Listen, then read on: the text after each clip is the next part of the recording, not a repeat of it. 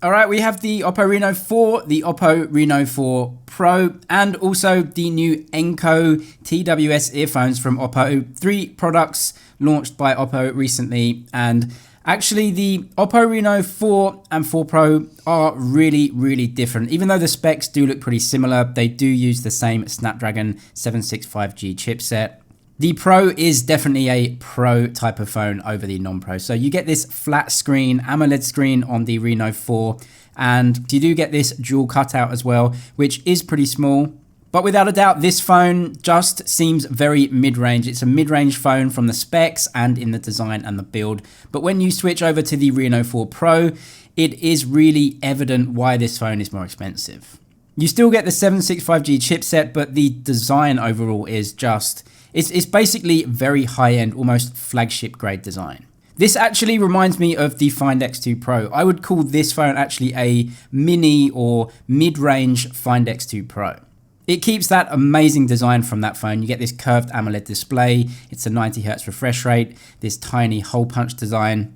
On the back, you have this matte finish, and yeah, those iPhone 11 camera units. It does look like that, but obviously a different design with the vertical array. But take that away and it's just a brilliant looking phone. Oppo have done a really good job here.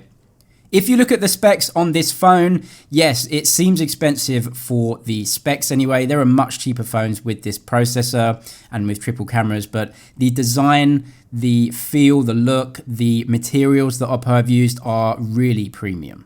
So that is why it's more expensive. It costs more for a curved display. You get 65-watt charging as well with a 4,000 mAh battery, which, well, that's just not going to get beaten by any other phone. The camera system also is a proper triple camera system, ultra wide, main, and a zoom camera as well.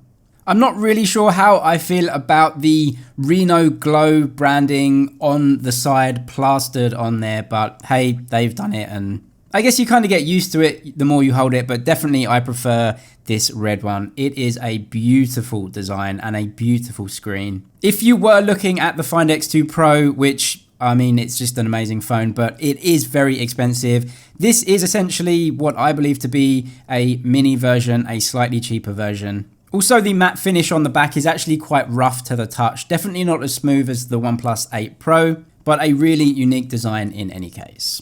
The 90Hz screen is really high quality as well. You can tell this is somewhere they've spent the money, and curved as well.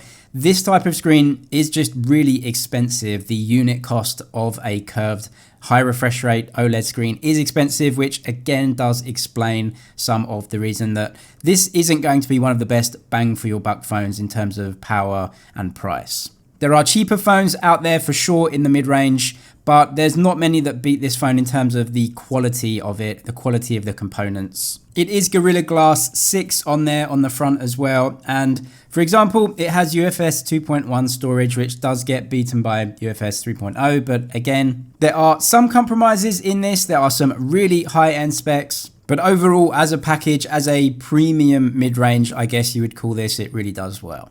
You also get that 32 megapixel camera in the front for the selfie camera, which is the same as the non-Pro version. The non-Pro adds a 2 megapixel depth sensor though. Definitely odd for the non-Pro to have, I guess you could say, another component that the Pro doesn't have, but I guess Oppo wanted to keep this absolutely gorgeous design and really keep it looking like they're more premium phones like the Find X2 Pro.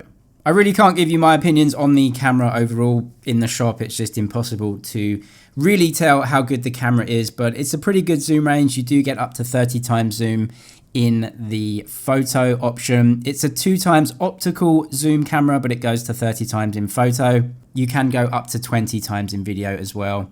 4K video recording on here, and you do have something which Oppo calls super steady mode, which you can flip into, which will make your videos appear a bit smoother. There's also something which Oppo calls Smart HDR, which apparently gives you better video in low light, some better dynamic range overall in low light situations. Oppo also did release the Enco W1 earphones, TWS earphones, as you can see here. And these, yeah, they've borrowed some of the designs from the AirPods Pro maybe, but they're definitely unique. They have some unique design features and they're, I would say, different enough from the AirPod Pros. Oppo really are coming out with some amazing products right now. We have the Oppo Watch, these new earbuds. The Find X2 Pro is just an out-and-out flagship phone, and the Reno 4 Pro, I guess the more affordable version of that one. Anyway, we have the Reno 4, the 4 Pro, and these new earbuds. Let me know what you think in the comments about all of these new products from Oppo. Subscribe for all the latest tech news and videos. That's it for now, but I'll see you in the next one.